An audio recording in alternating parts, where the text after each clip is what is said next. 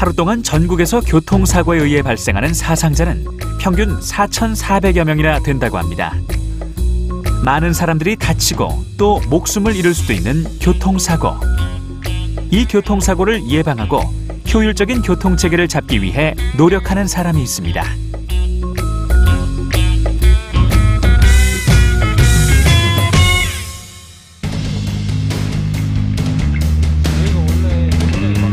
이세원 연구원은 교통사고의 발생 요인을 다각도로 연구하기 위해 사고가 빈번하게 발생하는 지역을 직접 방문하여 주변 환경을 둘러보기도 합니다.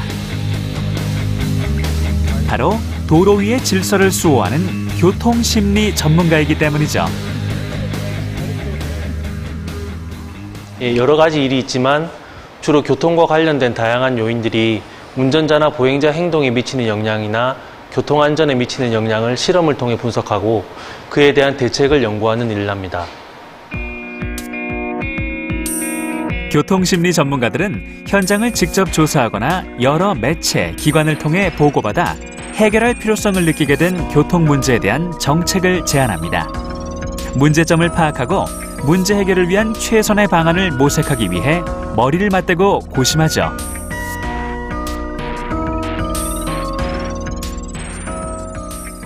저희 공단에서 음주운전자들 대상으로 교육을 계속 진행하고 있는데 기존의 강의식 교육에 대해서 그 교육 효과를 평가한 다음 새로운 심리상담 프로그램, 특히 상습 음주운전자들 대상으로 새로운 심리상담 프로그램을 개발하고 도입한 것이 가장 기억에 남습니다. 교통심리 전문가가 제안하여 입안된 정책은 시민의 안전과 직결되는 사안들입니다. 이러한 정책이 실현되면서 안전에 대한 시민들의 의식 또한 향상되었습니다.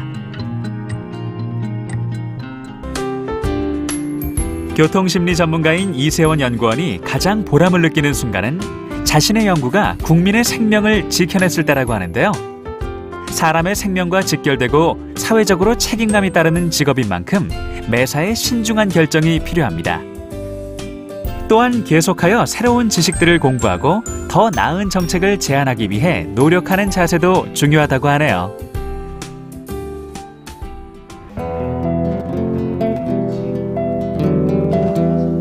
교통심리 전문가는 운전자의 행동에 관한 심리적 측면, 운전 적성, 물리적 교통 환경이 교통 행동에 미치는 영향 등을 연구하는데요.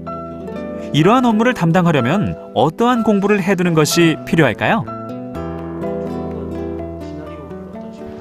교통심리 전문가로 활동하려면 인지심리학, 공학심리학, 상담심리학 같은 심리학 관련 학과에 진학하여 심리학 전반에 관한 지식을 쌓아야 할 것이고 교통, 도로, 인간공학 관련 학과에 진학하는 것도 도움이 될 것입니다. 필수적인 자격증은 없지만 교통기사나 도로교통사고 감정사와 같은 교통 관련 자격증이나 사회조사 분석사 같은 통계 관련 자격증이 취업에 도움이 될 수 있습니다.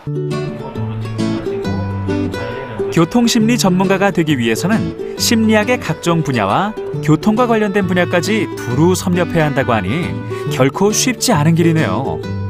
그렇다면 교통심리 전문가는 어떤 방법을 통해 어떤 곳에서 일할 수 있게 되는 걸까요? 국책연구기관이나 공공기관에서 연구원으로 일하기 위해서는 일반적으로 학사 이상의 학위가 유리합니다. 물론 박사 학위를 가진 경우에는 더 유리할 것이고요. 그리고 국책연구소나 공단 등에서는 비정기적으로 관련 인원을 채용하기 때문에 평소에 채용 공고에 관심을 가지는 것이 필요합니다. 그리고 평소에도 교통과 관련된 일에 관심을 가지는 것이 중요하고 운전자나 보행자 안전과 관련된 일에 관심을 가지는 것이 중요합니다. 교통심리 전문가는 교통사고를 예방하기 위해 단순히 정책을 제안하는 데 그치지 않고 더 적극적인 방법을 마련하였습니다. 과학적인 방법으로 운전자의 운전 습관을 분석하고 교정까지 해내는 운전자 시뮬레이터 분석이 바로 그것인데요. 과학적이고 정확한 운전자의 운전행동 특성을 분석할 수 있어 효과적인 운전 습관 교정이 가능하게 됩니다. 우리나라에서 교통심리 전문가들이 다양한 분야에서 역할을 하고 있습니다. 특별히 정부기관에서 보면 안전행정부나 경찰청 산하의 도로교통공단이라든지 국토교통부 산하의 한국도로공사, 교통안전공단, 한국건설기술연구원, 그리고 국무조정실의 국책연구기관인 한국교통연구원 이런 곳에서 교통심리 전문가들이 활약을 하고 있습니다. 외국의 사례를 볼 때 교통심리 전문가들이 많이 필요로 할 것으로 판단이 됩니다. 예를 들면 독일의 경우는 교통심리 전문가들이 전국에 산재해 있어요. 수천 명이 근무를 하고 있는데 도로교통 장면에서 법규를 위반한다든지 사고를 낸다든지 그 다음에 알코올 중독, 마약 중독으로 운전을 하는 사람들이 많아요. 그들에 대한 처치를 교통심리 전문가들이 합니다. 그래서 우리나라에서도 앞으로 독일과 같은 또는 유럽과 같은 그런 심리 전문가 제도가 도입이 된다면 꽤 많은 일자리들이 창출될 것으로 보고 전망도 아주 밝다고 그렇게 생각이 됩니다. 아직은 우리나라의 미개척 분야라고 할 수 있는 교통심리 분야에서 맹활약을 하고 있는 교통심리 전문가. 시민의 교통의식 수준의 향상과 더불어 더욱 필요해지고 있는 교통안전을 위한 전문가 집단인 교통심리 전문가는 앞으로 더 많은 분야에서 우리 생활을 더욱 안전하고 윤택하게 해줄 것입니다. 여러분 주위의 유치원 버스는 어떤 색인가요? 오늘 아침 횡단보도를 건널 때 신호등 옆 보행신호의 자녀 시간 표시를 보신 적 있으신가요? 이렇게 안전한 교통 흐름을 위해 연구하고 필요한 정책을 정부에 제안하는 사람, 교통심리 전문가입니다. 교통심리 전문가가 되려면 보통 학사 이상의 학력을 갖추어야 하는데요. 특히 교통심리, 인지심리, 산업심리, 상담심리 등 심리학 전반에 관한 지식이 필요합니다. 따라서 심리학과에 진학하여 심리학을 공부하거나 교통공학, 인간공학, 도로공학, 사회학과 등에 진학하면 유리합니다.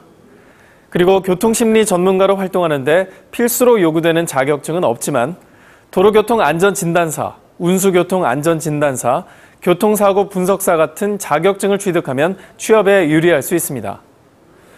교통심리 전문가는 언제 어디서 위험 상황이 발생할지 모르는 도로 위의 질서와 인간의 생명을 지키는 일인 만큼 사회적 책임감과 소신을 가지고 업무를 추진해야 합니다. 현재 교통심리 전문가는 교통안전공단, 도로교통공단, 교통관제센터, 한국도로공사 등 국무총리 산하의 국책연구소나 경찰청, 국토교통부 산하의 공공기관에서 활동하고 있습니다. 교통선진국의 경우 교통법규 위반자는 의무적으로 교통심리 전문가들에게 정밀한 심리 테스트를 받는다고 하는데요. 이러한 제도가 국내에 도입된다면 지금보다 더 많은 일자리가 창출될 것입니다. IT 강국, 문화 강국, 스포츠 강국을 넘어 미래의 대한민국의 교통 강국이라는 자랑스러운 명예를 더해줄 청소년 여러분의 도전을 기다립니다.